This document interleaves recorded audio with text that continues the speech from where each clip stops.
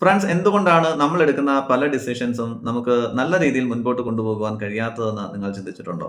ഇനി മുതൽ രാവിലെ 5 മണിക്ക് എഴുന്നേൽക്കും, പേഴ്സണൽ ഗ്രോത്തിന് വേണ്ടിയിട്ടുള്ള കാര്യങ്ങൾ ചെയ്യും, സോഷ്യൽ മീഡിയയുടെ ഉപയോഗം കുറയ്ക്കും, ഇനി ഡ്രഗ് അഡിക്ഷൻ ഉണ്ടെങ്കിൽ അതെല്ലാം ഞാൻ ഇന്നത്തോടെ നിർത്തും എന്നൊക്കെ പലതവണ നമ്മൾ ഡിസിഷൻസ് എടുത്തിട്ടുണ്ടാകും. പക്ഷേ 2-3 ദിവസം കഴിയുമ്പോൾ വീണ്ടും എല്ലാം പഴയപടിയാകും. നമ്മൾ ആദ്യം മനസ്സിലാക്കേണ്ട കാര്യം, നമ്മുടെ ബ്രെയിൻ എന്ന് പറയുന്നത് നമ്മുടെ ഐഡന്റിറ്റിയെ സംരക്ഷിക്കുന്നു എന്നുള്ളതാണ്. കുറച്ചുകൂടി വ്യക്തമായിട്ട് പറഞ്ഞു കഴിഞ്ഞാൽ, നമ്മുടെ ബ്രെയിനിന്റെ ഒരു സ്വഭാവം അനുസരിച്ച് നമ്മൾ നമ്മെക്കുറിച്ച് എന്താണോ വിശ്വസിക്കുന്നത് അതിന് തക്കതായിട്ടുള്ള തെളിവുകൾ നമ്മുടെ ബ്രെയിൻ ഇങ്ങനെ തേടിക്കൊണ്ടേയിരിക്കും. നമ്മളിവിടെ ശ്രദ്ധിക്കേണ്ട കാര്യം, നമ്മളിവിടെ എന്തൊക്കെയോ തീരുമാനങ്ങൾ എടുക്കുന്നു, എന്തൊക്കെയോ ചെയ്യുന്നു എന്ന് പറഞ്ഞിട്ട് കാര്യമൊന്നുമില്ല. ആദ്യം തന്നെ നമ്മൾ ആരാണ് എന്നുള്ളൊരു ബോധ്യം നമ്മുടെ ബ്രെയിനിന് കൊടുക്കണം എന്നുള്ളതാണ്. കൃത്യമായിട്ട് പറയുകയാണെങ്കിൽ, നിങ്ങൾ ഒരു ആക്ടറിനെ ശ്രദ്ധിച്ച് നോക്കിക്കേ. നമുക്ക് എല്ലാവർക്കും നമ്മുടേതായിട്ടുള്ള ഒരു ഫേവറേറ്റ് ആക്ടർ ഉണ്ടാകും. അദ്ദേഹത്തെ മനസ്സിലൊന്ന് സങ്കല്പിക്കുക. അദ്ദേഹം ഒരു മൂവിയിൽ അഭിനയിക്കാൻ പോകുന്നതിന് മുൻപ് ആ ക്യാരക്ടറിന് തക്കതായിട്ടുള്ള ഒരു ഐഡന്റിറ്റി അദ്ദേഹം ആദ്യം തന്നെ സ്വീകരിക്കും. അദ്ദേഹത്തിന്റെ വാക്കിംഗ് സ്റ്റൈൽ ആകട്ടെ, ടോക്കിംഗ് സ്റ്റൈൽ ആകട്ടെ, ഇനി ബോഡി ലാംഗ്വേജ് ആകട്ടെ, ഇതെല്ലാം ആ ക്യാരക്ടറിന് മാച്ചായിട്ടുള്ള ഒരു രീതിയിലേക്ക് അദ്ദേഹം കൊണ്ടുവരാനായിട്ട് ശ്രമിക്കും.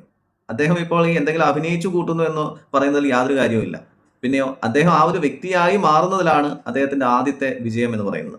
ഇതുപോലെ തന്നെ നമ്മുടെ ജീവിതത്തിൽ എക്സസൈസ് ചെയ്യാൻ ഞാൻ ആഗ്രഹിക്കുന്നു, അങ്ങനെ ഒരു ആഗ്രഹം തോന്നിയതിന് ശേഷം നമ്മൾ 2 ദിവസം അല്ലെങ്കിൽ 3 ദിവസം ജിമ്മിൽ പോയി അല്ലെങ്കിൽ ജോഗിങ് ചെയ്തു, പിന്നെ മടിയായി, അലസതയായി, പിന്നെ കിടന്നുറക്കമായി.